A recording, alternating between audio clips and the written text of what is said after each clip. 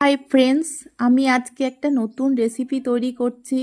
তো তোমরা অনেকেই সিলভার কাপ মাছ ভাজা রান্না করে খেয়েছো, কিন্তু আমি আজকে মাছটা কাঁচা রান্না করব। তো যদিও এটা আমারও ফার্স্ট টাইম, তো আমি প্রথমে মাছটাকে রান্না করতে পরিমাণ মতো সর্ষে লঙ্কা পেস্ট করে সাধ্য মতো নুন হলুদ ও সর্ষের তেল দিয়ে মাছটাকে ভালো করে মেখে নিলাম। তারপর কড়াইতে সর্ষের তেল, শুকনো লঙ্কা ও তেজপাতা ও সামান্য কালো জিরে দিলাম। আমি কড়াইতে সামান্য তেলই দিলাম, কেননা আমি মাছটাকে আগে থেকেই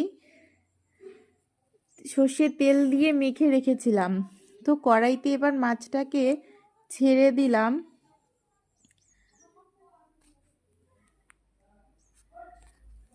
তারপর অল্প পরিমাণ জল দিয়ে গ্যাসের স্টিমটাকে কমিয়ে মাছটাকে ঢেকে দিলাম।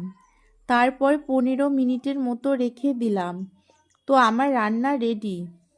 তো আমার এত শর্ট টাইমে এই রান্নাটা আমার তো ভীষণ ভালো লেগেছে। তো ফ্রেন্ডস, তোমরাও একবার ট্রাই করে দেখো, আশা করি ভালো লাগবে।